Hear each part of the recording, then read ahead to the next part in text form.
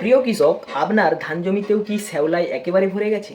শ্যাওলার কারণে ধানের বৃদ্ধি কমে যাচ্ছে, ধান গাছ ঠিকমতো বাড়তে পারছে না, আর এই সমস্যা নিয়ে আপনি খুব চিন্তায় আছেন? তাহলে আজকের ভিডিওটা আপনার জন্য। কারণ আজকের ভিডিওতে ধান জমির শ্যাওলা দমন নিয়ে বিস্তারিত আলোচনা করব এবং শেষে এমন একটি সমাধানের কথা বলবো যেটা সঠিকভাবে প্রয়োগ করলে ধান জমি থেকে শ্যাওলার সমস্যা অনেকটাই কমে আনা সম্ভব। চলুন তাহলে শুরু করি। চাষি ভাই, বর্তমানে ধান জমিতে শ্যাওলা একটি বড় সমস্যা হয়ে দাঁড়িয়েছে।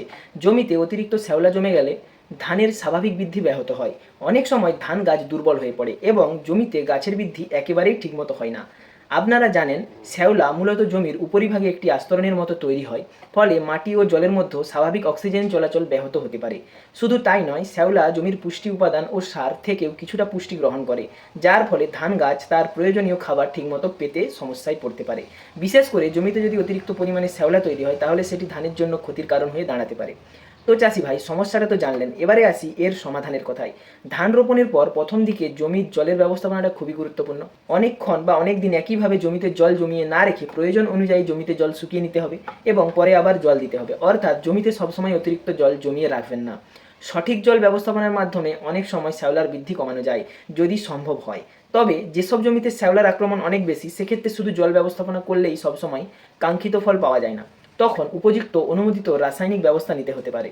যদি আপনাদের ধানের বয়স 10 থেকে 15 দিন হয়ে থাকে, তাহলে কিন্তু আপনাদের বিঘা প্রতি 200 গ্রাম ব্লু কপার স্প্রে করলে কিন্তু আপনাদের এই সমস্যার এক নিমেষেই সমাধান হয়ে যাবে।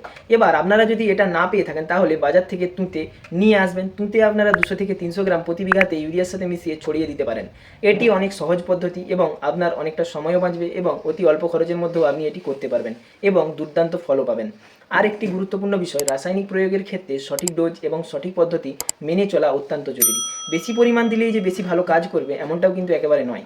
তাই চাষি ভাই, আপনার জমিতে শ্যাওলার পরিমাণ বেশি হলে আপনিও এই পদ্ধতিটি অনুসরণ করতে পারেন, খুবই ভালো ফলন পাবেন। আশা করি আজকের ভিডিও থেকে ধান জমিতে শ্যাওলা কেন হয় এবং কিভাবে এই সমস্যার সমাধান করা যায় সেটা পরিষ্কারভাবে বোঝাতে পেরেছি।